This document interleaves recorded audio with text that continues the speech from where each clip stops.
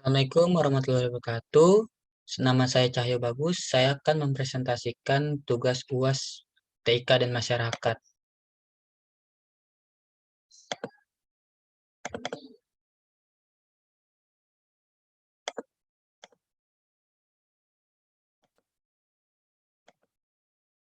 Ini PPT-nya. Penerapan TIK dapat meningkatkan hasil produksi produk pertanian. Indonesia berada pada cakupan luas wilayah 1,905 km dan luas lahan yang dapat ditanami seluas 241,880 km, total 12%, dan sisanya merupakan perbukitan atau pegunungan, dan lain-lain. Sektor ini menyumbang 14,9% dari produk domestik bruto dalam kurun waktu 2010 sampai 2013. Berdasarkan data tersebut, dapat dikatakan bahwa pertanian merupakan bidang yang sangat berpengaruh bagi pergerakan roda perekonomian nasional. Melihat besarnya pengaruh 19 terhadap perekonomian nasional dan kesejahteraan masyarakat, maka strategi untuk meningkatkan produktivitas dan kualitas hasil pertanian menjadi sangat penting. Peningkatan produktivitas ini akan memicu pada peningkatan kesejahteraan masyarakat tani. Pemanfaatan teknologi informasi dan komunikasi dapat menjadi salah satu strategi untuk mewujudkan hal tersebut.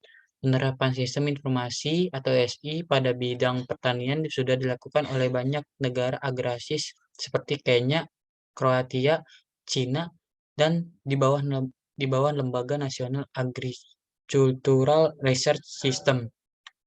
Penerapan teknologi informasi di negara-negara tersebut memberikan kontribusi terhadap peningkatan produktivitas hasil pertanian yang berdampak pada peningkatan pendapatan petani. Hal ini dapat dilakukan melalui proses penanaman atau pengolahan lahan dan produk pertanian dengan benar.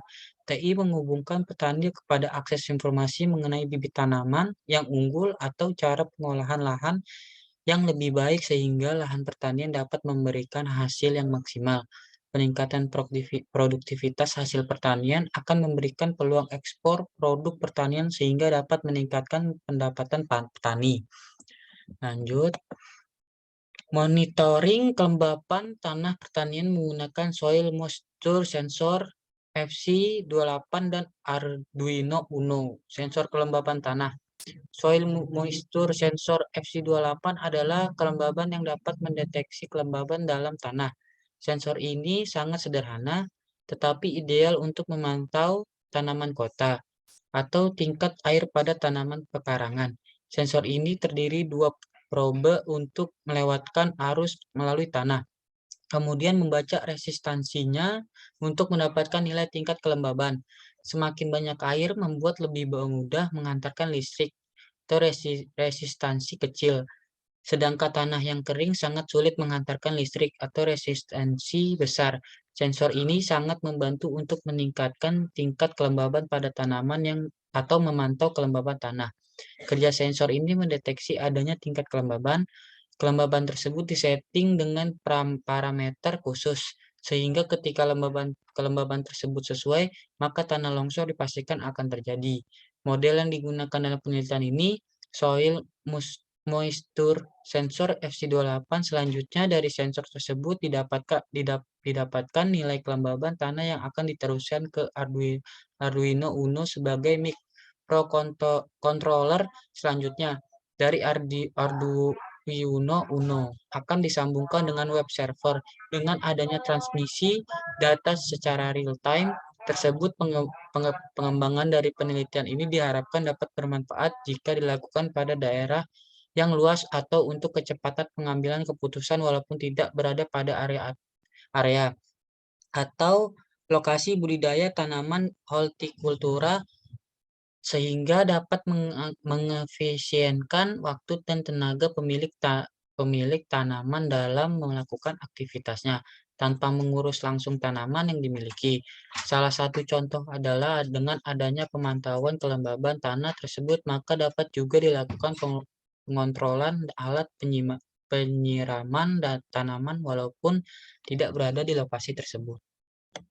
Lanjut, pemanfaatan teknologi informasi dan komunikasi.